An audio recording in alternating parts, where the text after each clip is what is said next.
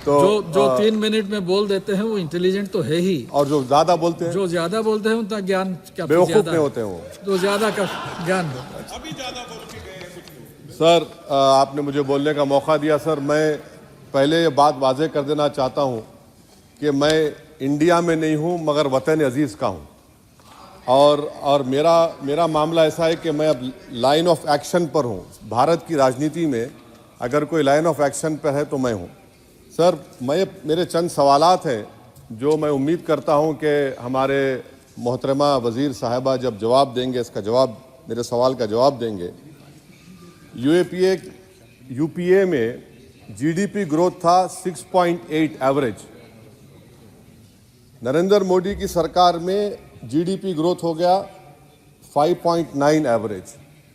इसका जिम्मेदार चीन है या पाकिस्तान है, बता दीजिए।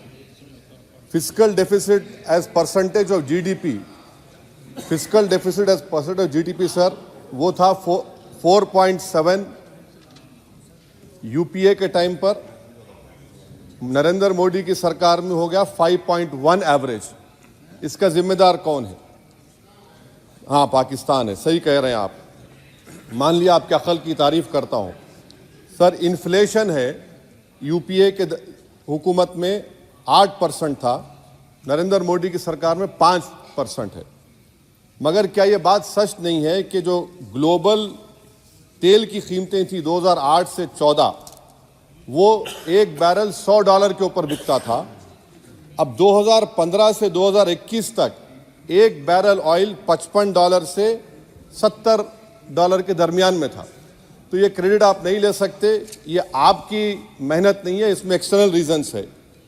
मेरा चौथा सवाल ये है सर कि आखिर आप अगर जीडीपी हमारा 5.9 एनडीए गवर्नमेंट का रहा तो फिर अनएम्प्लॉयमेंट रेट कितना है? आखिर 2011 से एम्प्लॉयमेंट सर्वे नरेंद्र मोदी क्यों नहीं कराते? डेटा को क्यों छुपाते हैं? आप करवाइए सर्वे। हाँ, ला लीजिए एनएसएसओ का ला के दे दीजिए। ये पीएलएफ हुआ था 2018 में, उसके बाद अब क्या हो रहा है? नहीं हो रहा है। ला लीजिए। तो कम से कम एनएसओ को बोलकर ये सर्वे करवा दीजिए। अच्छा, कंजम्पशन सर्वे 2017 से रुका हुआ है। सर आप फाइनेंस मिनिस्टर होते तो शायद आ जाता। आपकी काबिलियत और आपकी अहमियत वहां पर नहीं है, मैं अफसोस के साथ कह रहा हूं। सर दूसरी बात, मेरा चौथा सवाल यह है कि 2005 में डॉलर था 43 रुपीज, 43 रुपये। 2014 में हुआ 83 रुपये। अब मैं इतने माहिर तो नहीं हूं इकोनॉमी में, मेरा मोटा मोटा सवाल है, अब डॉलर है 83 रुपये। ये कौन जिम्मेदार है इसका सर? 83 रुपये क्यों हो गया डॉलर? माने नेट इंक्रीज जो है वो 23 रुपये का है। तो अब ये डिमांड इतना डॉलर का क्यों है? इसका जिम्मेदार कौन है? इसका जवाब शायद मोहतरमा देंगी। अच्छा सर, आप देखिए फॉरेन करेंसी रिजर्व्स बोलते हैं 2011 में बिल्कुल सही है, 294 बिलियन डॉलर था। 2013 तक वो 256 बिलियन हो गया। अब मैं व्हाइट पेपर आप पढ़ेंगे, new channel open by RBI. Number क्या है भाई? नंबर तो बता दीजिए। New channel open by RBI, number ही नहीं मालूम होता है। अच्छा सर, एक और सवाल मेरा है, हेल्थ एक्सपेंडिचर फ्रॉम पॉकेट, ठीक है, 2005 में 69% था, 2014 में 64.2 हो गया। तो अब का नंबर क्या है बताइए ना। आपके दौर में क्या नंबर है? वो नंबर नहीं बता, मेडिकल कॉलेज खोल दिए। नंबर क्या है खर्चे का? तो ये जो व्हाइट पेपर है, एटलीस्ट 2020 का डेटा दे दो आप। ये व्हाइट पेपर सर मोर रेटरिक है देन सब्सटेंस। डिमोनेटाइजेशन की बात ही नहीं कर रहे। डिमोनेटाइजेशन तो बर्बाद कर दिया देश के गरीबों को, इसका जिक्र ही नहीं करेंगे। वो तो मास्टर स्ट्रोक था आपका, मगर बर्बाद हो गए।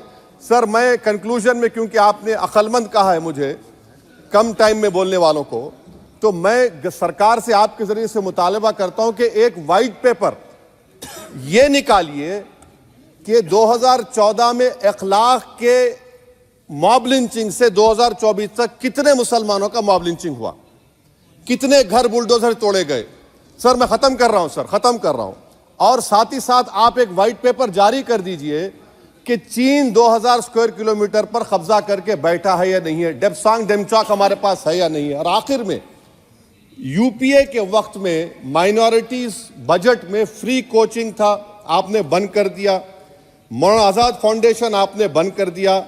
मौलाना आजाद फेलोशिप आपने बंद कर दिया। फाउंडेशन तो 9, 10, 12 माइनॉरिटीज के बच्चों को स्कॉलरशिप मिलते थे। प्री मैट्रिक स्कॉलरशिप आपने 9th क्लास से उसको रेस्ट्रिक्ट कर दिया। हो गया ये सर मैं खत्म कर रहा हूं सर। तो मदरसा एजुकेशन आपने खत्म कर दिया। ये क्यों किया आपने भाई? हद तो ये होगी कि आपके पास 2014 में एक मुस्लिम वजीर था, अब तो एक भी नहीं है, एक भी नहीं है। अजीब है मामला। अब आप देख लीजिए तो ये बातें हैं सर। और फिर सर ये व्हाइट पेपर में आप देखिए सर, ये व्हाइट पेपर में बिजनेस स्टैंडर्ड का एक आर्टिकल का जिक्र है मिस्टर शंकराचार्य का। ये शंकराचार्य साहब जो है, मिस्टर शंकराचार्य, ना रेटरिक पर रेटरिक लिख रहे हैं आप, उसका तोते की तरह लिख दिए उसको, ना नंबर भी देते वो। तो ये जो व्हाइट पेपर है सर, ये मोर रेटरिक सब्सटेंस है। मैं उम्मीद करता हूं कि कल तक देश के प्रधानमंत्री वो व्हाइट पेपर जारी कर देंगे कि कितने मुसलमानों का आपने मार्जिनलाइज कर दिया, बुलडोजर से घर तोड़े गए, कितनों का एनकाउंटर हुआ, कितने जेल में है यूएपीए में, और चीन कितनी जमीन पे कब्जा करके बैठा हुआ है। बहुत बहुत शुक्रिया सर। श्री के Rama Mohan Naidu. Thank you, Honorable Chairman, sir, for giving me the opportunity